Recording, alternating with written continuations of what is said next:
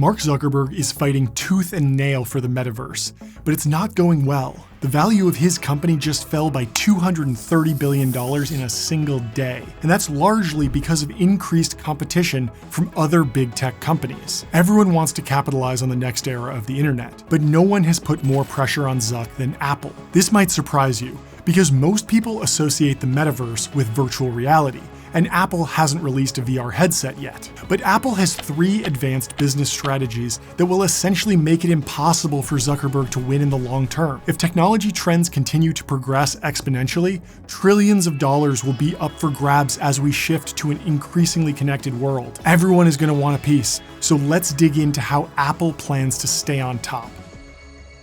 Virtual reality will clearly be an important part of the metaverse. Just look at the success of VR Chat, which recently hit an all-time high of 40,000 concurrent users. Now, that's still small by the standards of big tech, but with more and more people buying VR headsets each year, the technology is clearly here to stay. But Apple has taken a peculiar stance on virtual reality. Even though 7 million people bought Oculus headsets last year, over 230 million people bought iPhones. And these new iPhones come with some key pieces of hardware that make it clear that Apple thinks augmented reality and not virtual reality is the future. Now, to be clear here, Apple has been dabbling in virtual and augmented reality for decades, and even showcased a prototype headset all the way back in 1987. But Apple is an incredibly secretive company, and they don't typically announce new products until they're ready to go. When Steve Jobs announced the original iPhone, it shipped just 6 months later. But even though Apple hasn't said anything publicly about their augmented reality project, there is a good amount of information out there about it if you look close enough.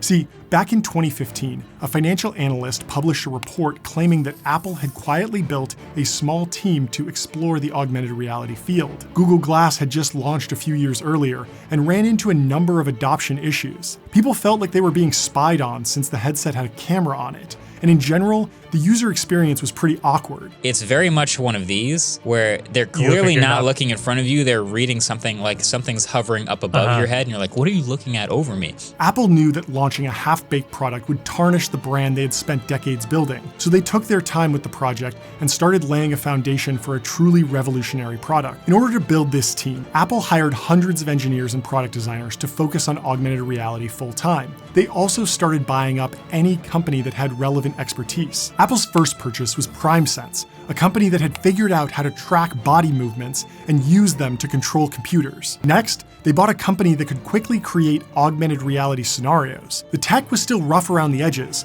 but has improved steadily over the past few years. Then Apple acquired 3 separate companies that were working on facial capture and analysis. This technology not only enabled Face ID, but also went on to power the Animoji system that's available on newer iPhones. Animoji might look primitive compared to the remarkably realistic animated faces we see in big-budget Hollywood movies, but it's an important stepping stone to enabling emotive communication in the metaverse. With facial recognition quickly becoming a solved problem, Apple has moved on to buying companies focused more directly on augmented and virtual reality. In 2017, they bought VRvana, which had been working on a mixed reality headset called Totem, and then 1 year later, they bought Aconia Holographics, which was focused on making lenses for AR glasses. But these acquisitions aren't the only way to track Apple's progress in augmented reality.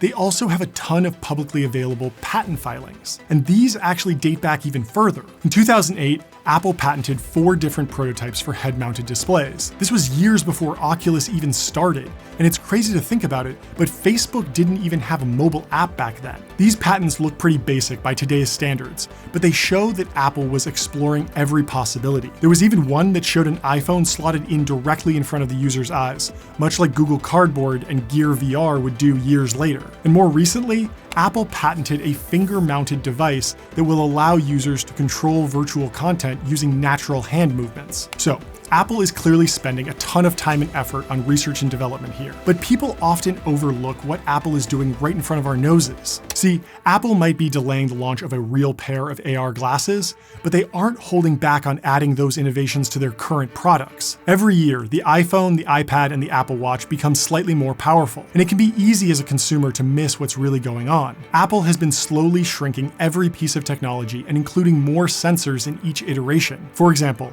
LiDAR sensors are extremely valuable when you're trying to map an environment in augmented reality, and Apple has been able to get this technology in the hands of hundreds of millions of people. It started with the top-tier iPad, but now LiDAR ships with each new iPhone Pro. These phone-enabled experiences are still far cry from the immersive worlds that Zuckerberg has promised, but Apple has an army of independent app developers who are eager to capitalize on every new piece of technology Apple deploys. This wouldn't be such a problem for Zuck if Apple products weren't so popular. See, globally, only about 20% of people carry iPhones, but among young adults in America, Apple's market share is 70%. So when developers want to release the next big app, they look to Apple immediately. Instagram is a perfect example here. They wanted to capture that young American market, so they went a full 2 years without an Android app at all. This is exactly what Apple wants to have happen. And if this strategy works, the metaverse will just slowly develop on top of Apple products, and they will essentially win by default. But this strategy is a double-edged sword that could wind up killing the metaverse before it even gets started. And to understand why, we have to look at this one simple button. It's the App Store purchase button. And if you've ever used an iPhone, you're probably very familiar with it. But behind this simple design lies one of the most controversial business models in history. It wasn't controversial at launch though. When Steve Jobs first introduced the App Store to the public in 2008, the audience cheered. There is no charge for free apps at all.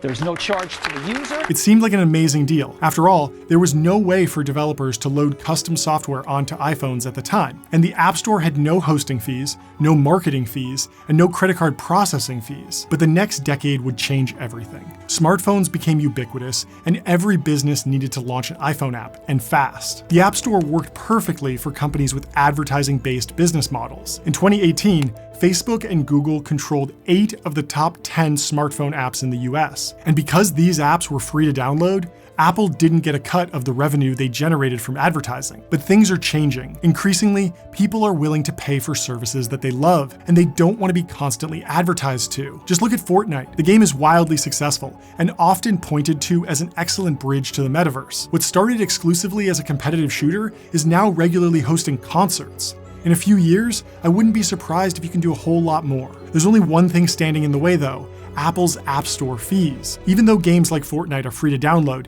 Apple still takes a 30% cut of in-app purchases. This might have seemed reasonable in 2008 when the iPhone was still brand new, but when developers have the option of going direct and paying just 3% to a service like Stripe, 30% seems exorbitant. And here's the crazy thing.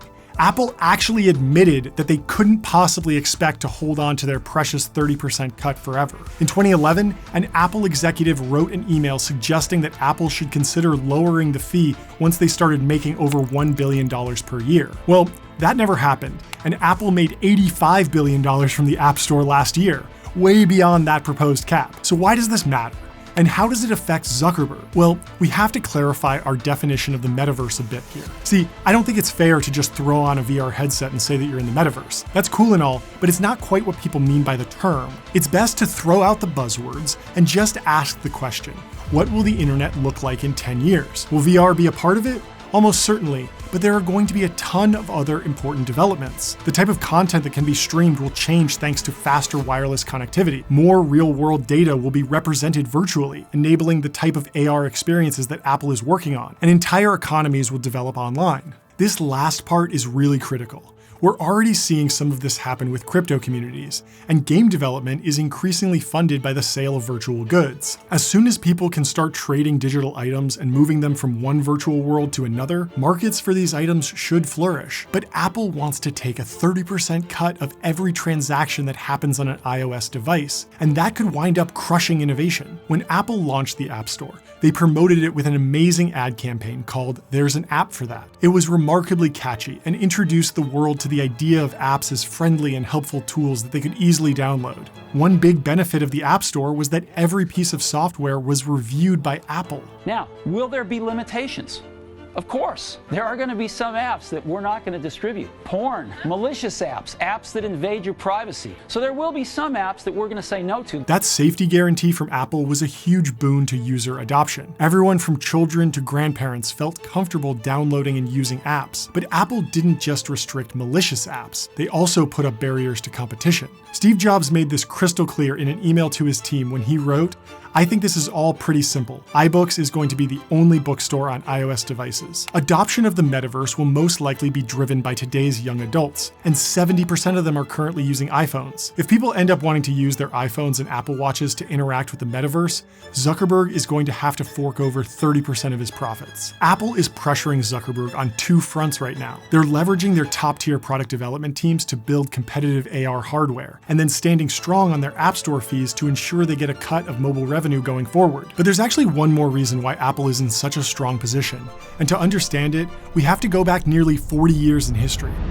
It was 1983, and the computing revolution was well underway. Personal computers were making their way into the homes of everyday people, and technology was beginning to transform every aspect of American life. Apple was still a small company back then, and Steve Jobs needed to recruit as many talented people as possible, so he traveled to Aspen, Colorado, and gave a speech at the International Design Conference. In his speech, he outlined a remarkably prophetic vision for the future of technology. Apple's strategy is really simple.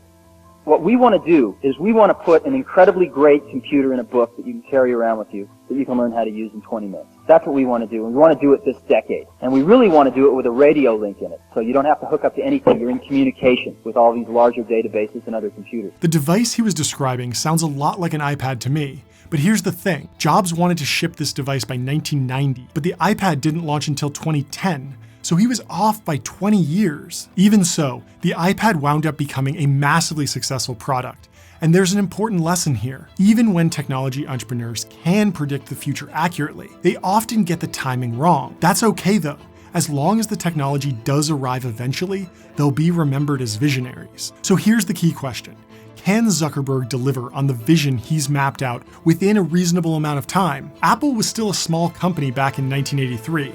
Meta has 58,000 employees. Zuckerberg is clearly going to be duking it out with Apple for the next decade, and there's still the question of how Fortnite and Epic Games fits into all of this. The story of how Fortnite became so massive is really fascinating, and you can learn all about it by watching this video next. Thanks a lot.